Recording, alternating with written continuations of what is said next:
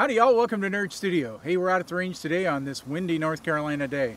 Thankfully we've got our trusty sound assistant Don King to help us out with the wind noise. So as you can see by my golden locks, it's blowing pretty good. Okay, this is the Canik TP9SA. As you guys have seen from the videos, hopefully you've watched them. If not, I'll put a link here somewhere. I had to send this gun back to Century Arms and have the trigger repaired because it was not working as I would expect any safe action trigger gun to work. So that seems to be resolved, and I'm finally going to get a chance to really give you my impressions of this gun so far. I'm about 450 rounds downrange with it. And it's got some things I really like and some things I don't really like. So I wanted to go through that, do a little comparison between this gun and the gun I believe it was patterned after, the Walther PPQ M2. And talk a little bit about that, maybe a little bit about comparing this gun to version 1. Through posting those trigger videos, I've had really a chance to get feedback from other people who've got this gun and other things that they are seeing that are less than desirable. One of the things that people have noticed is some strange slide marring. Let me see if I can give you a look at that out here at the range.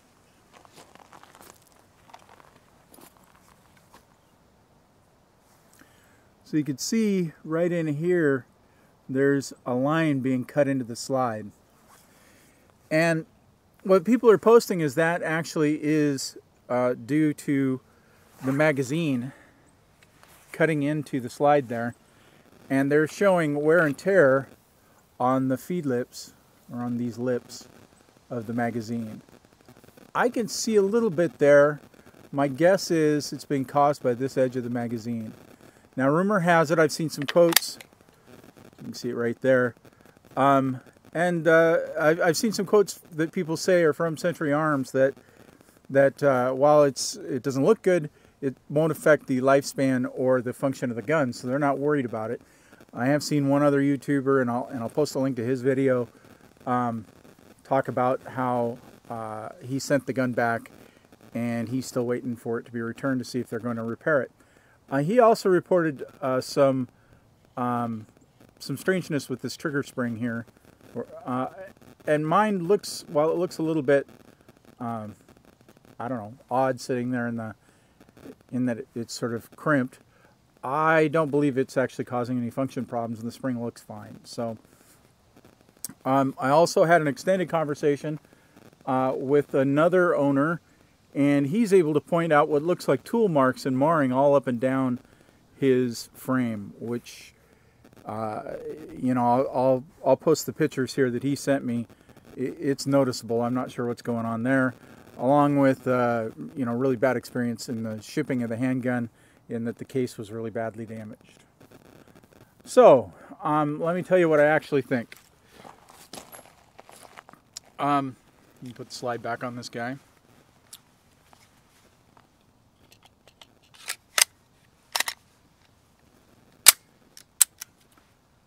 Now that the trigger's repaired, I can say this trigger feels very good.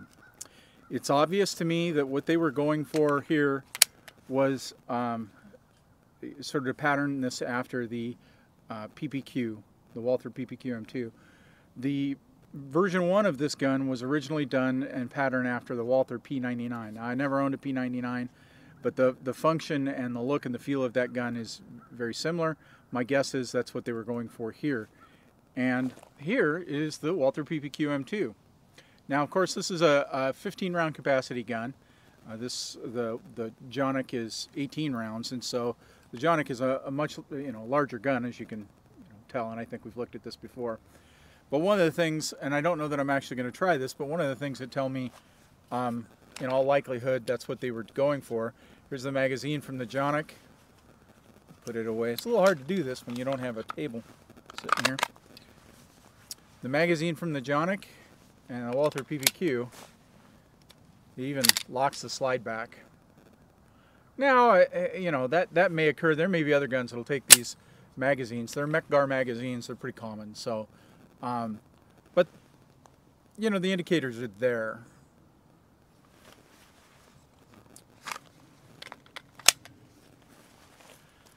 There are some other very striking similarities between this gun and just sort of the design and the look. You know, the squarish handguards, the way the trigger is shaped is very, very similar. Now, the Canik has the decocker, which, you know, the PPQ doesn't. The Canik also has the cocking indicator back here, which the PPQ doesn't. So, you know, they're not identical, but they are strikingly similar. Some other comments that I've gotten, you know, in the process of making videos on this handgun is particularly folks from Turkey who are, you know, very proud of the Canik name and the products that are coming out of their factory, and that's great. They talk about this comparison of this gun to the Glock and how it shoots and how much of a value it is compared to a Glock. Well, you know, first of all, let me say, how a gun shoots for you is completely subjective. I can't stand here and say, the Glock shoots better. I can say the Glock shoots better for me. It may not for you. This Canik may be the sweetest thing you've ever touched. And more power to you. That is completely and utterly subjective. People who come out and say, and I don't really, even the experts, come out and they'll say, well, this gun is better, shoots better than that one. You know, I appreciate their opinion. They got a lot of rounds downrange, but there are so many things that affect your ability to shoot a gun.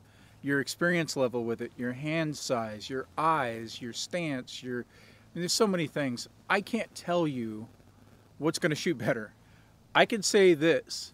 For me, the Glock shoots much better. I put the rounds back on target better. It feels better in my hand. It deals with the recoil better. That may not be the case for you. I'm just saying it is for me. So take that for what it's worth. If you've got small doll hands and you're, you know, a home shooter, you're not a home defense or a self-defense expert, maybe you'll have a similar experience. Maybe you won't. I can say fit and finish wise, this gun is nowhere near the PPQ or a Glock or the VP9 or a Smith & Wesson. I've owned all those guns. This gun is good, but it's obviously less expensive. You know, the perceived value of anything you buy in life really depends a lot about how you're going to use it. With a firearm, you've got all kinds of shooters. Me, I'm out at the range 2 to 3 days a week. I have a range at my house. I make gun videos.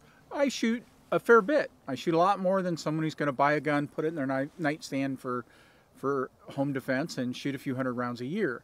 I'm probably shooting somewhere in the neighborhood of 15 to 20,000 rounds a year. If you're a self-defense guy and you do this even more than I do, some of those folks are putting hundreds of thousands of rounds a year. So let me first of all say that really the value in this gun is really about what your intended use is.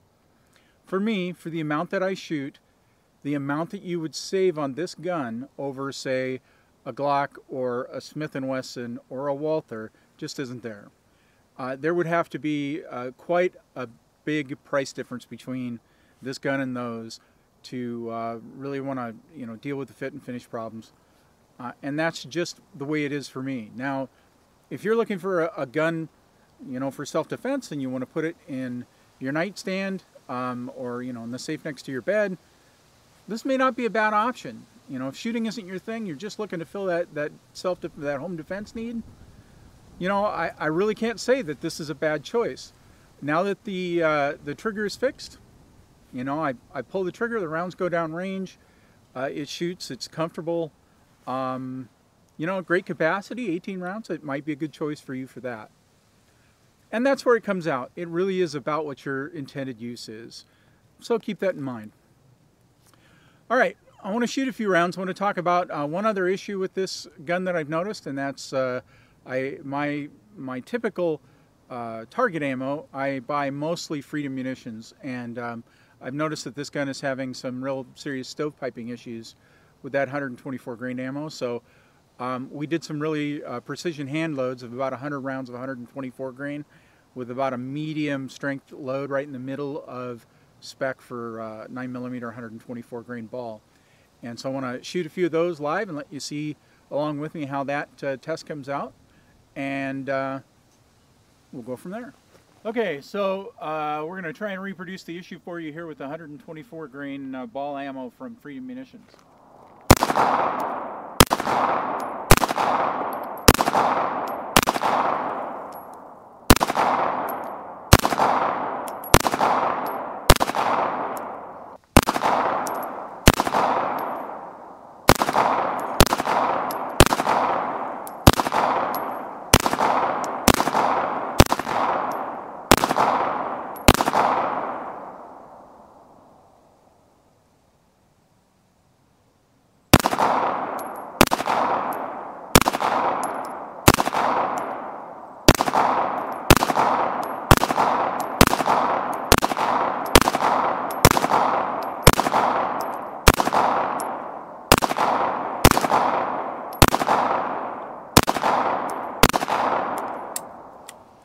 Okay, so we saw one stovepipe there. I was out the other day and it was happening more frequently. I think you can see the way the brass ejection pattern is occurring. I actually had one round here when I didn't, my grip was a little bit off, but the round actually flipped to the left side of the gun. You can see quite a bit is flying, you know, at my face and up over my head. Let me show you what this gun does with 115 grain ammo from the same manufacturer.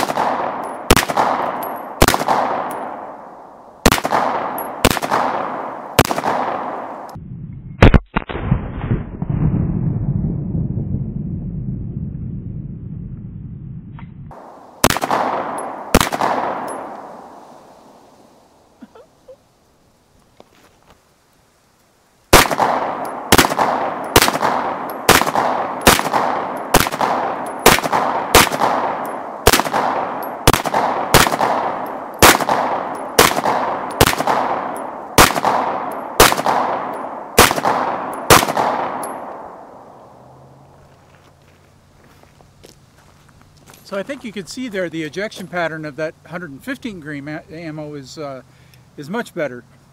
And I can tell you, and that's why we're going to do this test, that 115 grain ammo does feel like it has a lot more pop coming out of the gun. The 124 grain doesn't so much, so I'm sure that's part of it. Now I got to say, I've shot this same lot of 124 grain ammo out of several other handguns, including the VP9, most of my Glocks, and it shoots fine. So anyway, let's take a look at the hand loads. Got a little more powder in it, my guess would be, and we'll see what it does.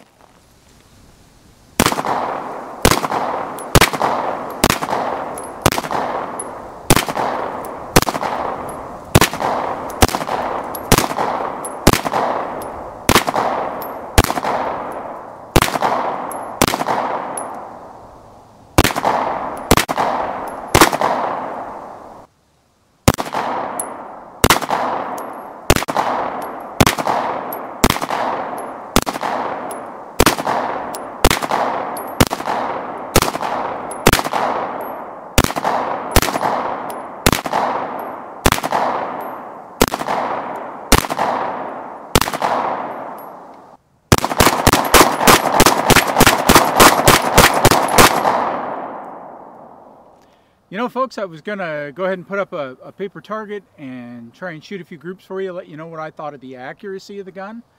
And, you know, I know I've got some viewers out there that want to see more of that. Well, then I got to looking at the target that I had shot while making the first part of this video and thought it speaks for itself.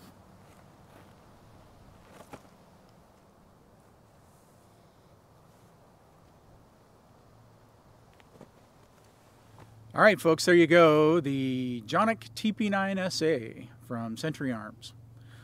So what do I think at this point? You know, it's a good gun. I'm having fun with it out at the range. It shoots accurate. I've seen a lot of reviewers out there just, you know, say this gun is amazing. For me, I just wouldn't use that word. I think it's good. I think it's reliable. I think the things we're seeing with the ammunition are just kind of typical stuff that guns have with certain kinds of ammunition or certain loads. I've had other guns that didn't like a particular brand of ammo. My one recommendation to you would be that if you're going to use this gun for personal defense, make sure you check the ammo that you're going to use and make sure it feeds it fine. And really, that's good advice for any gun you're going to use for personal defense, I think. The gun does jump around on me a little bit more than I'd like, but lots of guns do that. You know, the VP9 does, and the Walther PPQ jumps a bit, where the Glock just doesn't in my hands. Now, you know, I obsess over my doll hands. You know what they say. But seriously, folks, not only are my hands small, but they're not particularly strong. I type for a living. I just I have no cause to go out and you know, hammer things and climb trees or whatever the modern man does. And you know, I'm not going to sit around and squeeze a tennis ball all day. Not when there are other options for people with hands like me. You know, guns make people equal. That's you know what they said about Sam Colt. I don't know if that's a real thing or not, but the reality is there's a gun out there for everyone, and that's where my motto comes from. So let me give it to you. Always remember, anyone can shoot. Anyone can shoot and have fun, and you can shoot this TP9SA. That gun's a lot of fun. All right, we'll see you next time.